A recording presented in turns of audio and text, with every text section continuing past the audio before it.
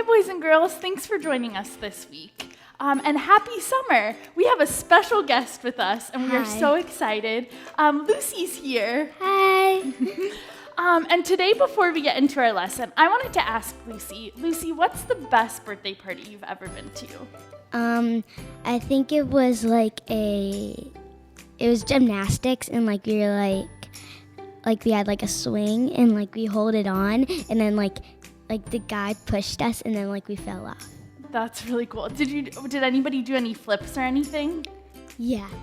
And there was also a wall that you had to try to climb up, and I only got to the small one. Sounds like a lot of fun. Did you have any cake at that birthday party? Yes. What is your favorite birthday cake? Chocolate. That's mine too. I love chocolate everything. What's your favorite gift that you've ever gotten for a birthday? I think it was a balance beam from my brother and sister and my dad. Oh, that's cool. You could practice a little bit more gymnastics on there. What's your favorite ice cream? Peanut butter.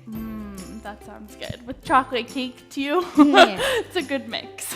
Thanks so much for joining us this week, Lucy. It's good to see you and hear about your favorite birthday party.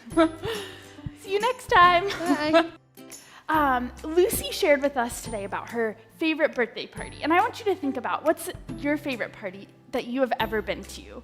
What was it like? Were there balloons and decorations? Did you eat cake too? Today, Lucy told us about her favorite birthday party. And I want you to stop for a minute and think about what's the best birthday party you've ever been to? What was it like? Were there balloons and decorations? Maybe it was a gymnastics birthday party like Lucy, or maybe it was something else. Was there cake? What flavor was it? How did it taste? And who was there? Was it your best friends there? When I was your age, I think back to my favorite birthday parties, and there were bounce houses and cake and a lot of my best friends.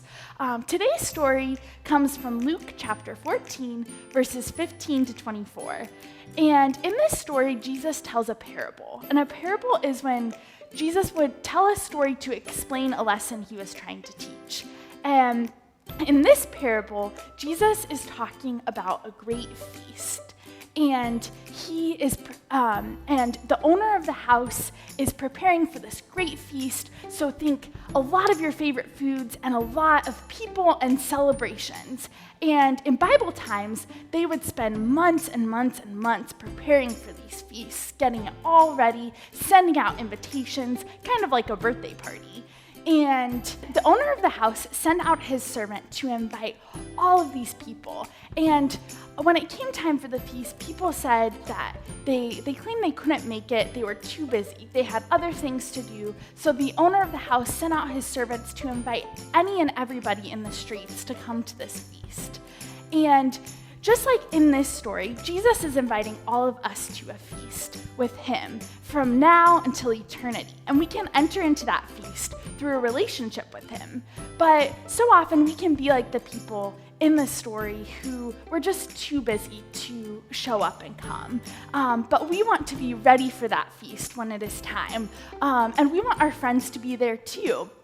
And so I encourage you my challenge to you this week is to think about how you can be ready for that feast. And I think some of the ways that we can do that are praying each morning, God, how do you want to use me? And do you know that God wants to use you? And like we learned about last week, he also wants to speak to us. And so each morning waking up and saying, God, what are you saying to me, and how do you want to use me today? And we want to be ready for that feast now with Jesus, that big party all into eternity.